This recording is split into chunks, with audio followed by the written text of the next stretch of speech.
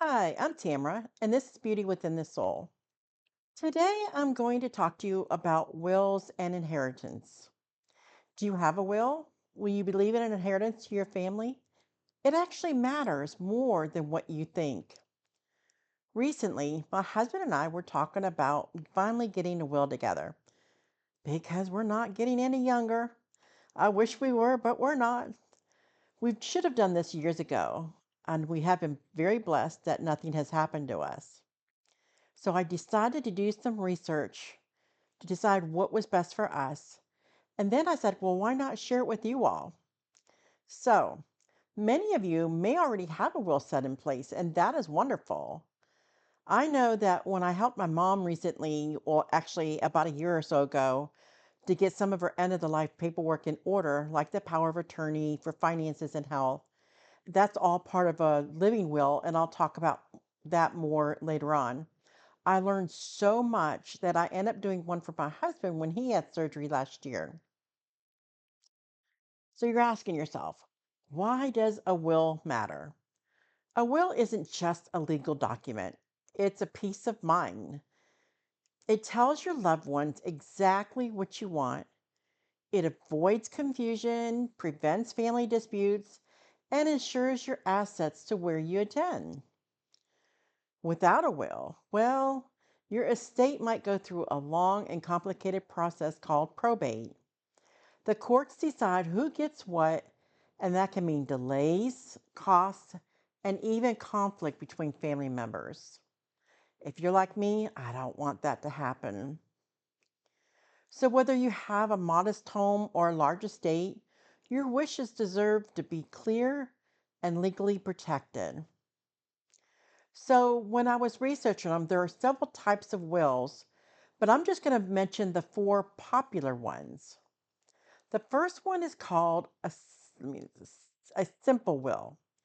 This is the most basic kind of will. It outlines who gets your assets and who will take care of any minor children or child.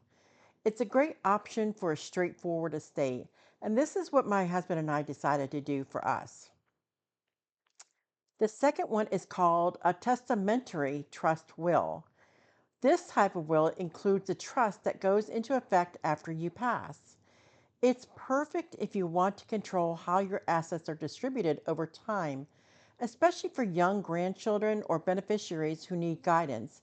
This is like if you pass on and you're leaving a child who's 17 or even 21 money and they're not really financially savvy yet.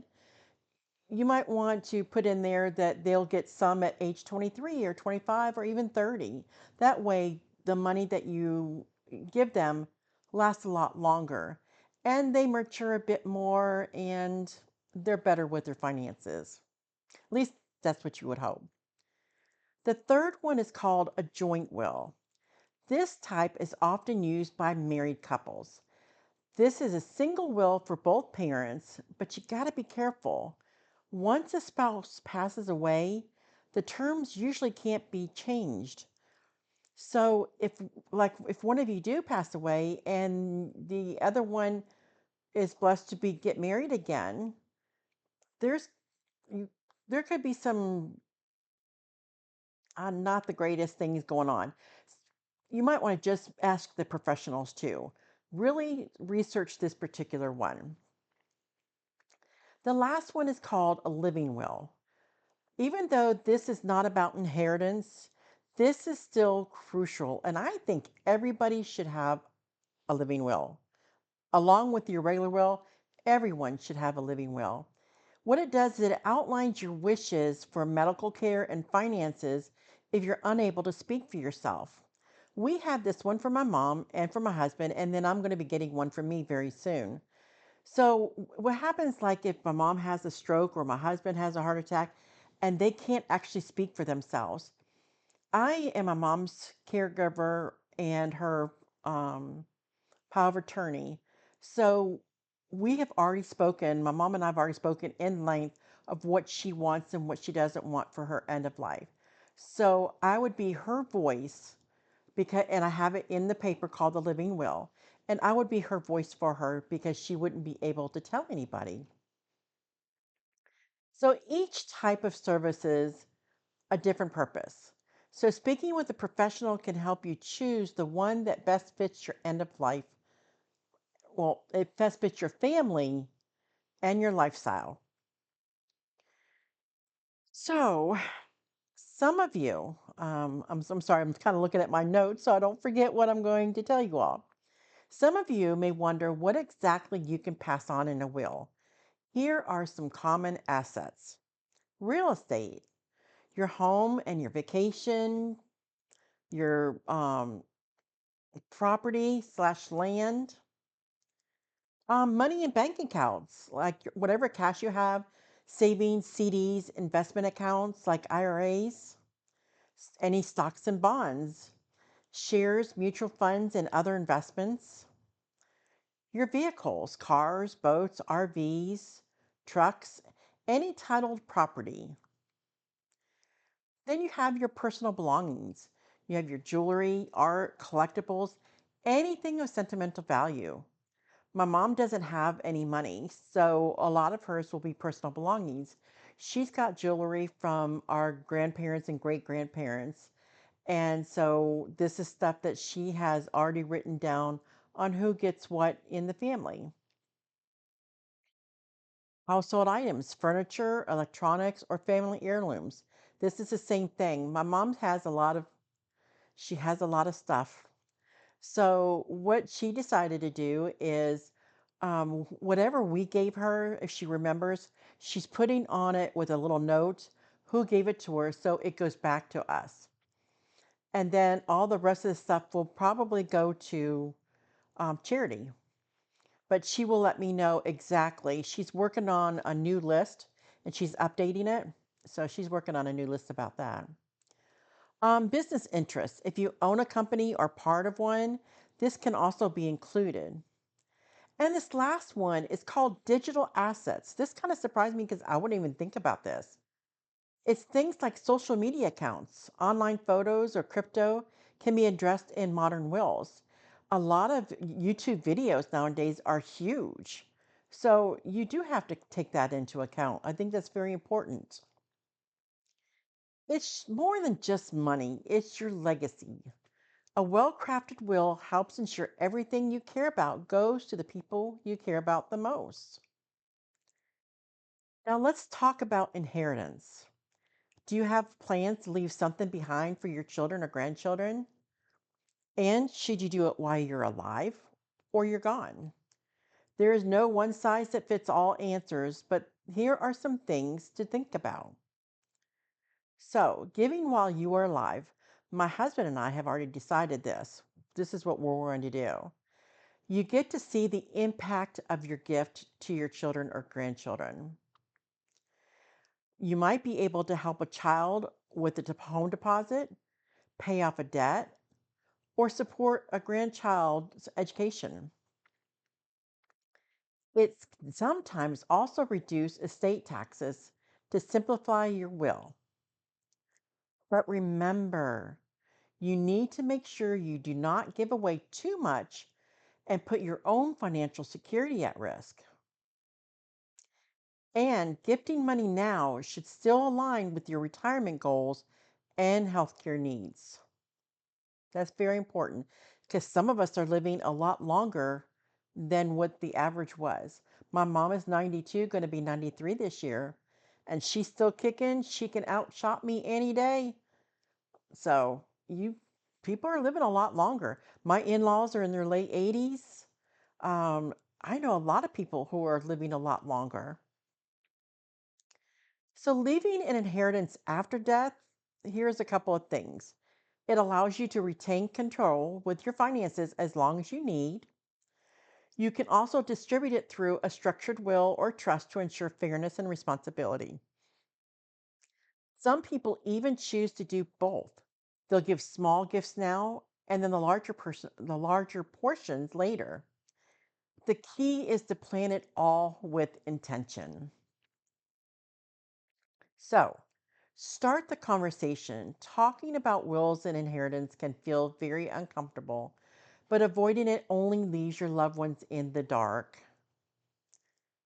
I know with my family, my mom she has been trying to get us to talk to her about it for many, many years. And I was the only one that would do it.